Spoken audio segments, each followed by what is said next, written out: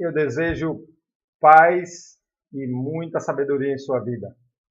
Lembrando que isso, todos dois, são construções de nossa iniciativa, de nosso crescimento. Nada cai do céu, a doutrina espírita deixa isso bem claro.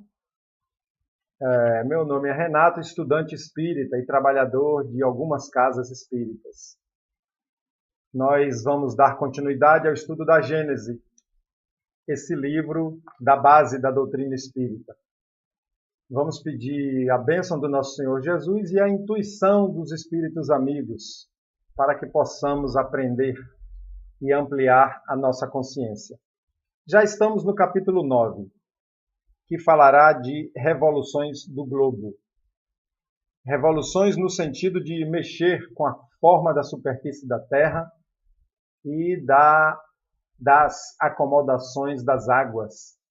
Então, revolução nesse sentido, de mexer com a superfície.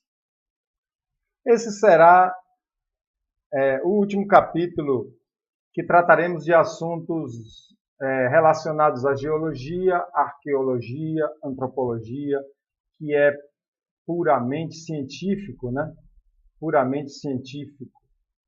Já no capítulo 10 vamos falar da gênese orgânica, o aparecimento de vida na Terra, como que isso funcionou, e já entra em assuntos mais, vamos dizer assim, assuntos mais da revelação da doutrina, que a ciência ainda não bateu o martelo, né? Essa segunda metade do livro é muito focado nisso. Nesse capítulo a gente vai estudar as revoluções gerais ou parciais, quer dizer, aquela que toma a terra toda ou aquelas localizadas, idade das montanhas, dilúvio bíblico, revoluções periódicas, cataclismos futuros, aumento ou diminuição do volume da Terra. São subtítulos. Esse capítulo é um capítulo pequeno, tem 10 páginas, e com subtítulos também pequenos. Então vamos a esse, revoluções gerais ou parciais. Desculpa. Os períodos geológicos marcam as fases do aspecto geral do globo, em consequência de suas transformações. Os períodos geológicos que a gente acabou de estudar, né? Mostrou o aspecto geral do globo. Mas com exceção do período diluviano, que se caracterizou por uma subversão repentina, todos os demais transcorreram lentamente, sem transições bruscas. Quer dizer, modificação, transição brusca só aconteceu no período diluviano, que ele botou como exceção. Durante todo o tempo, os elementos constitutivos do globo levaram, para tomar suas posições definitivas, as mutações houveram de ser gerais. Mutação geral é quando pega assim a superfície como um todo, né? Uma vez consolidada a base, só se devem ter produzido modificações parciais na superfície. Ele está querendo dizer que, já que a base foi feita com o resfriamento da Terra, com as camadas geológicas umas sobre as outras, depois que tudo aconteceu, essas modificações devem ter sido parciais na superfície, diferentemente das anteriores, né, no período de formação, no período de resfriamento que aconteceu. Além das revoluções gerais, a Terra experimentou um grande número de perturbações locais, que mudaram o aspecto de certas regiões, como no tocante, as outras duas causas contribuíram para as perturbações, o fogo e a água. Então, os dois elementos que mais influenciaram na modificação, nessas modificações parciais da superfície da Terra, foi o fogo e a água. Vamos entender. O fogo atuou produzindo erupções vulcânicas que sepultaram sob espessas camadas de cinzas e lavas os terrenos circunjacentes, fazendo desaparecer cidades com seus habitantes. Olha, já está falando de cidades com habitantes.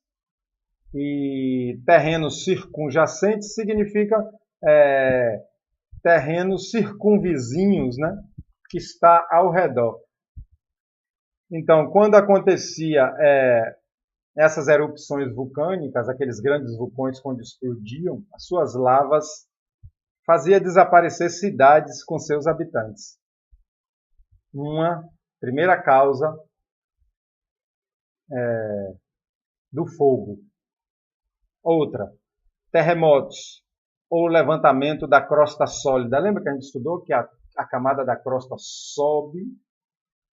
Eu sempre dei o exemplo do bolo assando, quando faz aquela crosta que queima ali a superfície da massa, ele incha e sobe, né? Então, levantamento da crosta sólida da Terra, que impeliam as águas para regiões mais baixas. Se tivesse água ali, quando a crosta subia, ela derramava para regiões mais baixas. Ou o afundamento em maior ou menor extensão dessa mesma crosta, em alguns lugares, para onde as águas se precipitaram, deixando em seco outros lugares. Então, os terremotos também faziam afundamento. E quando o terreno afundava, por causa do terremoto, a acomodação geológica, né, ali subterrânea, quando tinha afundamento, aquilo ali era um local onde ia se acumular água. Foi assim que surgiram ilhas no meio do oceano.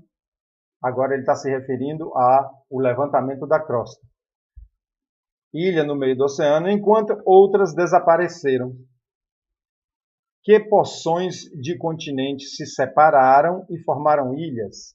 Os continentes se separaram, formaram ilhas, tudo por causa dessa ação do fogo com os seus vulcões. Que braços de mar secados ligaram ilhas e continentes. Então aconteceu de tudo, formou ilhas, separou continente, ligou ilhas a continente, deixou de ser ilha, né? Então tudo isso aconteceu quando tinha terremotos ou vulcões e mexiam nessa formação. Ou seja, fizeram modificações localizadas da geografia da Terra. Agora vamos falar dos efeitos cuja causa foi a água. Quanto à água, essa atuou produzindo ou a irrupção ou a retirada do mar em algumas costas. Irrupção é um aparecimento súbito, né? Uma invasão súbita, uma entrada repentina. Então, essa irrupção ou retirada do mar em algumas costas. Ou desmoronamento que, interceptando as correntes líquidas, formaram lagos. Então ele já falou aqui de irrupção, né? O aparecimento repentino. Desmoronamentos por causa da água, que interceptando correntes líquidas, né? Os rios, quando vai para o mar, forma aquela corrente líquida. Então interceptava ali, quando tinha desmoronamentos, e aí causava uma interrupção ali que formavam lagos, ou transbordamentos e inundações, ou enfim, aterros nas embocaduras dos rios. Quando o rio está ali para chegar no mar, na embocadura do rio, às vezes esses desmoronamentos ou essas irrupções causavam ali o que ele chamou de uma interceptação, um aterro mesmo, aterrava aquela chegada do rio ali na beira do mar.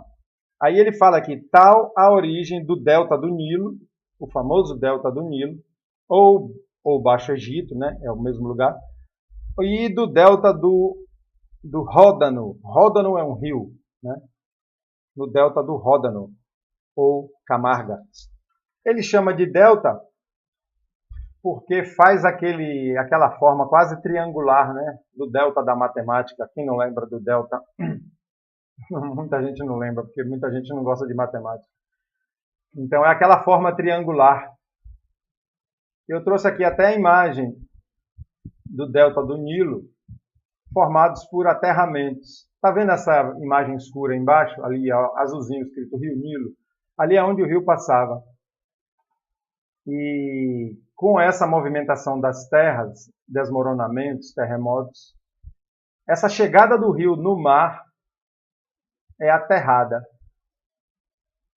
E o rio ali, de certa forma, abre sulcos para chegar, para continuar sua viagem até o mar.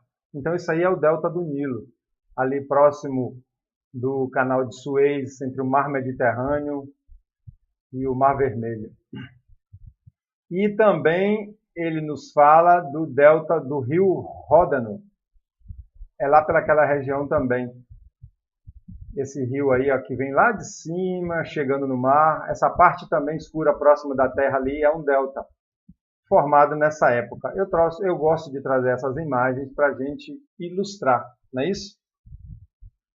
Então, é isso aí, minha gente. É um vídeo curto, mas eu prefiro assim, para separar por subtítulos, tá bom?